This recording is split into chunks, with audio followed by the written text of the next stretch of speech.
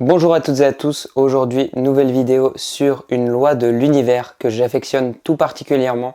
Pourquoi je l'affectionne? Parce que cette loi, une fois que je l'ai comprise, que je l'ai intégrée, j'ai fait un bond intérieur juste gigantesque. Ça m'a vraiment ouvert énormément de choses dans ma vie, dans mon chemin. Ça m'a permis d'approfondir réellement la compréhension du divin et de moi-même. Comme d'habitude, je vous le répète, ce cours est disponible à l'écrit sur l'archeofficielle.com. Donc il est écrit, illustré dans l'espace gratuit, l'espace court.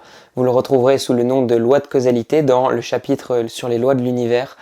Et donc vous pouvez y avoir accès directement dans la description, je vous ai mis le lien du site pour aller le consulter. Donc il existe dans l'univers la loi de causalité, la loi de cause à effet, qui régit toutes nos interactions et les causalités de nos actions. Cette loi, elle indique que la cause crée les effets, donc que l'intérieur crée l'extérieur, que l'intention crée le résultat. C'est également ce qu'on peut appeler la loi de manifestation. On comprend par cette loi que la manifestation, ce n'est pas une sorte de grâce sans consistance, se manifestant par la répétition de pensées ou de prières mentales. Non, la manifestation intervient par causalité, c'est-à-dire que la personne doit d'abord être pour manifester les effets correspondants. En étant, c'est-à-dire en incarnant une fréquence spécifique, on renvoie à l'univers cette même fréquence qui crée une réalité du même niveau. Autrement dit, l'espace depuis lequel on agit, notre niveau de conscience, régit notre niveau de fréquence et régit donc notre monde extérieur. C'est pour cela également que sur Terre, il y a des personnes qui vivent comme en étant au paradis et d'autres comme en étant en enfer, alors qu'ils sont sur la même planète. Parce que ce n'est pas l'extérieur, l'environnement qui compte, mais bel et bien l'intérieur qui crée. Ainsi, il y a beaucoup d'entre nous qui pensent que c'est Dieu qui vient punir lorsque l'homme vient commettre un péché. Mais en réalité, c'est nous qui, en agissant depuis un niveau de conscience qui est bas, générons une fréquence basse et une réalité du même niveau dans notre vie. Le karma pourrait s'expliquer également de cette façon. En agissant depuis une conscience basse,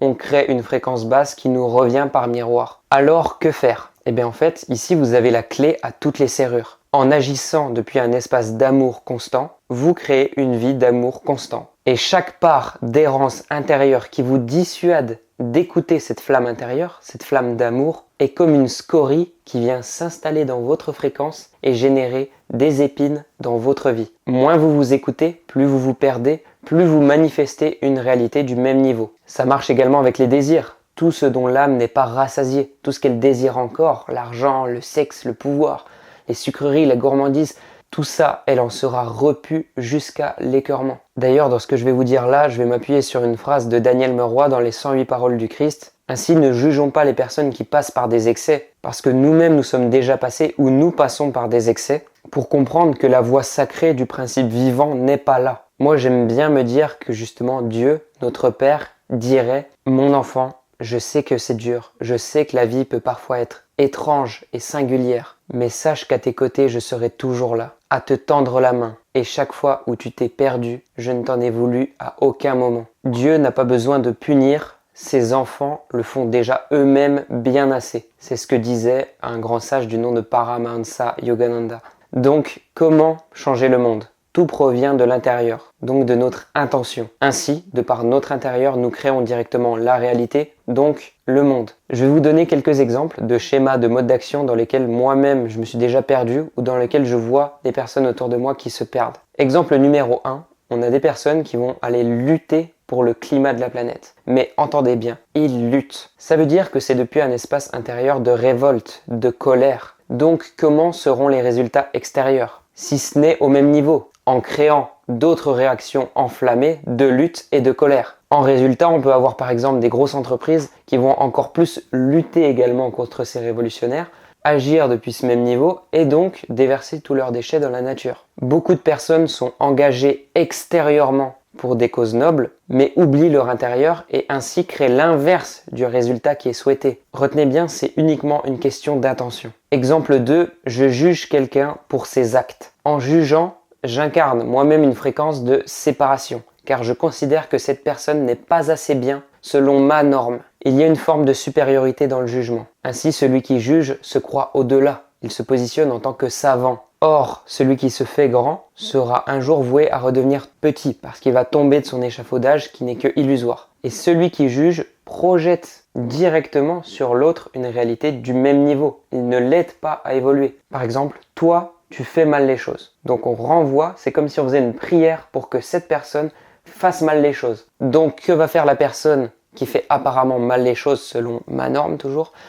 Eh ben elle va continuer. Alors que le sage, lui, il voit l'âme dans son processus. Il voit la cause derrière les causes. Il voit, mais il ne juge pas. Au contraire, il a de la compassion. Et la compassion, c'est cette vision en hauteur du processus de l'âme, où l'on comprend et aime cette âme sans pour autant s'identifier à ses manquements ou à ses épreuves sur le moment. Ainsi, le sage qui aime, lui, il génère un courant salvateur pour la personne dans son processus. Il la soutient énergétiquement. C'est comme de la magie blanche. Si chacun d'entre nous commençait à tendre la main au lieu de juger, le monde serait bien différent aujourd'hui. Moi-même, je vous le dis, c'est réel. J'ai des personnes qui ont commencé à me faire confiance, qui me faisaient plus confiance que je me faisais confiance moi-même, qui me faisaient confiance à cette part divine en moi. Et là, il y a des choses qui ont germé, qui ont éclos. Pourquoi? Parce qu'elles ont été stimulées par comme une sorte de magie blanche que ces personnes ont réalisé sur moi, ce qui a fait que j'ai lâché une grande part d'errance, une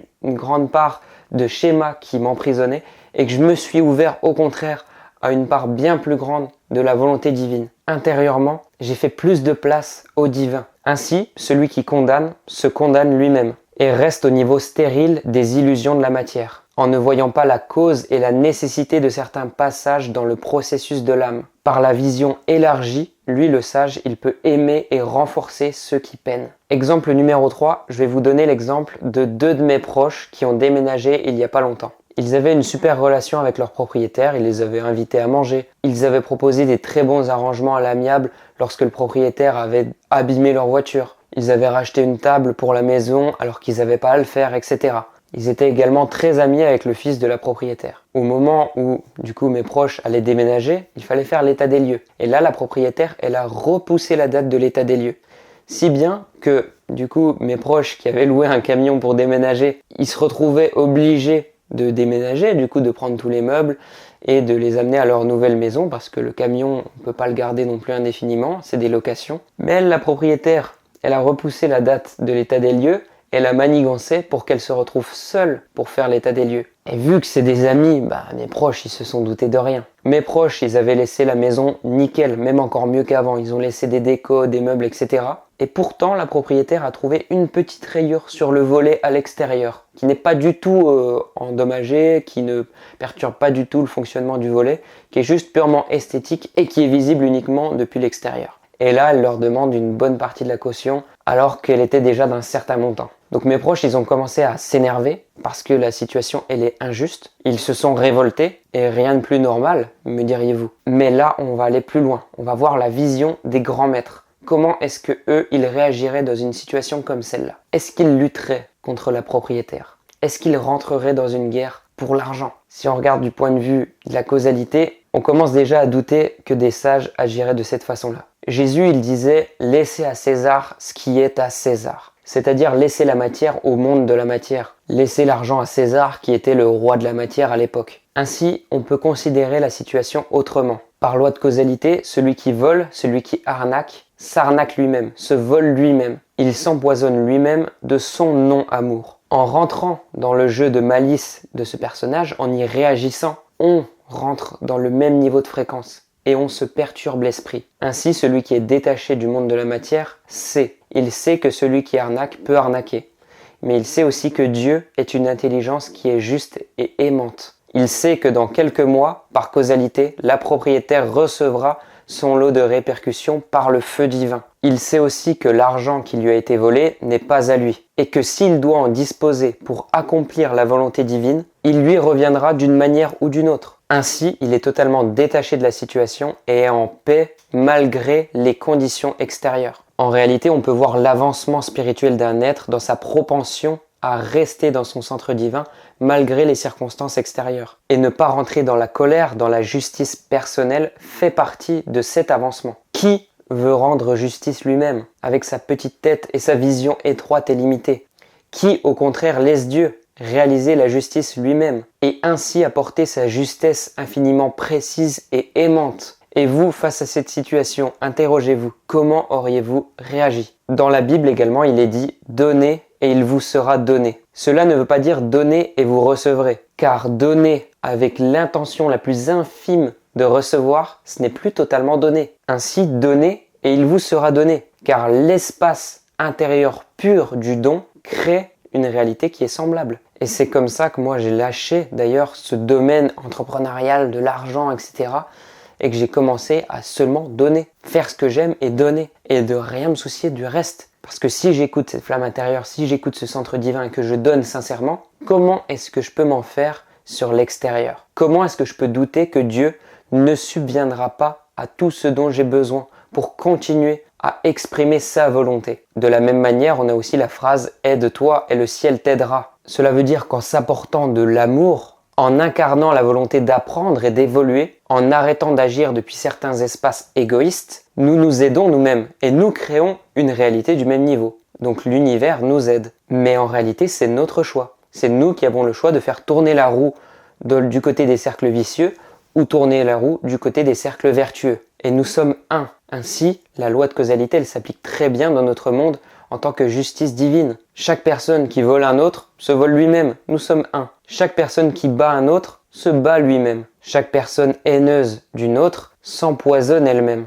Donnez et il vous sera donné dans la mesure où vous vous êtes servi. Ainsi, celui qui choisit la mesure de l'aveuglement restera dans le brouillard. Celui qui choisit la mesure du requin restera dans le bassin avec tous les autres requins. Et celui qui choisit la mesure de Dieu accomplira la volonté divine. Maintenant, comment être sûr de faire le bon choix? De ne pas agir depuis cet espace égoïste, depuis cet espace d'ego? Eh bien, j'ai envie de vous dire, comment être sûr plutôt de ne pas le faire? C'est cette question qui importe, parce que l'ego, il peut se dissimuler sous bien des facettes. Cependant, il ne peut pas se dissimuler sous la clairvoyance de l'œil spirituel. En agissant depuis le bon espace, une part de nous s'éveille, alors qu'en agissant depuis le mauvais espace, une part de nous s'endort. Et cette clairvoyance, elle est automatique et infaillible. Si vous regardez à l'intérieur de vous, qu'est-ce qui se passe, mais seulement depuis votre œil humain, vous trouverez des prétextes pour vos actes. Vous arriverez à vous convaincre que ce n'était pas si mal, que c'était pour des raisons X ou Y, et là votre mental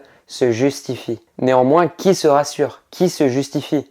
Qui n'est pas totalement honnête et humble avec soi-même? Ce n'est que l'œil perverti, l'œil humain incarné, l'œil de l'ego. L'œil spirituel, lui, il sait tout, il voit tout, il est au-delà des apparences. Ainsi, celui qui cherche sincèrement à l'écouter, et ça demande parfois du courage, il a toujours la réponse. Et au contraire, celui qui cherchera à se rassurer restera dans ses enchaînements et dans une réalité du même niveau. On le sait au fond, quand on fait quelque chose qui n'est pas juste, quand on fait quelque chose de mal, simplement on ne veut pas l'écouter. Ainsi, j'aimerais prononcer cette prière que j'ai écrite tout à l'heure. Merci mon Dieu, je peux me tenir droit face à mes propres manquements. Merci mon Père, j'accueille ta volonté, je t'ouvre mon cœur et le déleste du plomb.